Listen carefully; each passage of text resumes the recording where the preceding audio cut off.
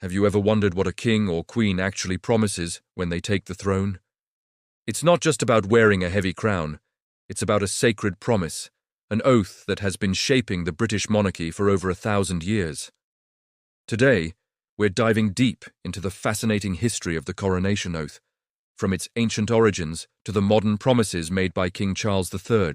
It all starts way back in the 10th century with the Anglo-Saxons. The earliest known version of the oath is found in a document called the Leofric Missal. It was a simple, three-part promise called the Tria Precepta. The king pledged to ensure peace for the church and all people, to forbid crime and injustice, and to uphold justice and mercy in all his judgments.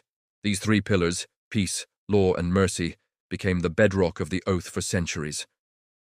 After the Norman conquest in 1066, things started to shift.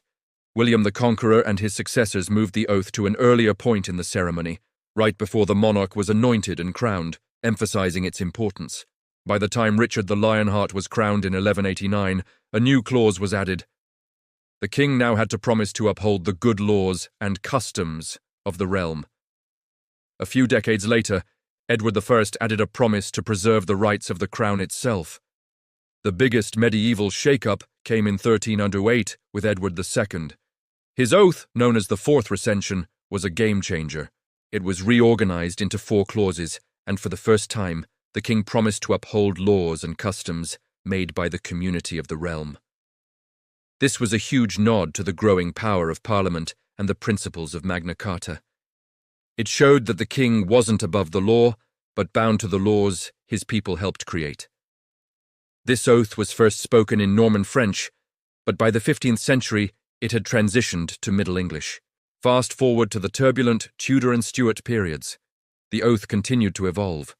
For Edward VI's coronation in 1547, the reference to the community was dropped, simplifying the promise to the laws and liberties of this realm. This ceremony also gave us the first detailed description of how the monarch swore the oath, by placing a hand first on the sacramental bread and then on the Bible itself. When James IV came to the throne, a specific mention of the privileges granted to the clergy by St. Edward the Confessor was added. His son, Charles III, made a controversial change by omitting the words "and people" from the first clause, a detail that was later used against his archbishop during his trial. The most significant legal change came after the Glorious Revolution. The Coronation Oath Act of 1688 standardized the oath for William and Mary and all their successors. This wasn't just a minor tweak, it was a constitutional revolution in itself. The new oath cemented parliamentary sovereignty. The monarch now swore to govern according to the statutes in Parliament agreed on. It also added an explicit promise to maintain the Protestant Reformed religion established by law. This act stripped away the vague medieval language and firmly placed the monarch under the authority of Parliament and the Protestant faith. But even with a fixed law, the oath continued to adapt in practice, reflecting the changing shape of the British Empire. After the Acts of Union in 1707, George I's oath mentioned the Kingdom of Great Britain.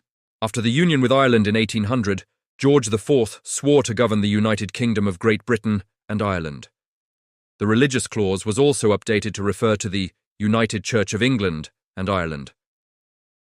As the empire evolved, so did the oath. When the Irish Church was disestablished in 1869, references to it were dropped. By George VI's coronation in 1937, the world looked very different. The Statute of Westminster had recognized the independence of the dominions. So, his oath listed them by name: the peoples of Great Britain, Ireland, Canada, Australia, New Zealand, and South Africa.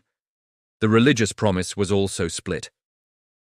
He swore to maintain the Protestant Reformed religion only in the United Kingdom, acknowledging that the dominions had their own religious landscapes. Then came Queen Elizabeth II in 1953. The list of realms she swore to govern grew even longer, including newer Commonwealth members like Pakistan and Ceylon. This was done by a royal proclamation, not a new law. Prime Minister Winston Churchill felt that changing the 1688 Act was unnecessary. Her oath was a snapshot of the post-war Commonwealth, a collection of independent nations united by a shared monarch. This brings us to King Charles III's coronation in 2023. His oath walked a fine line between ancient tradition and modern reality.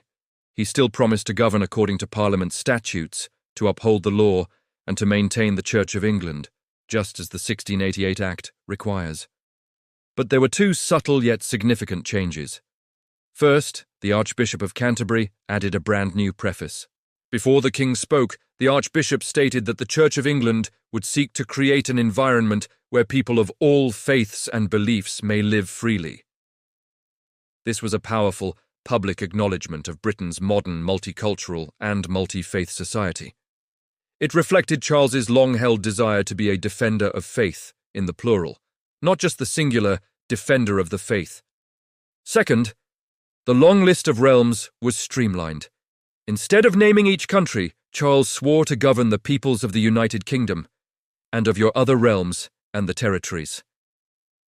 This elegantly sidestepped the awkwardness of naming countries that are no longer realms, like Pakistan or South Africa, making the oath timeless for the modern, smaller Commonwealth. So, from a simple three-part promise made by an Anglo-Saxon king, the coronation oath has transformed into a complex reflection of 1,000 years of political, religious, and social change.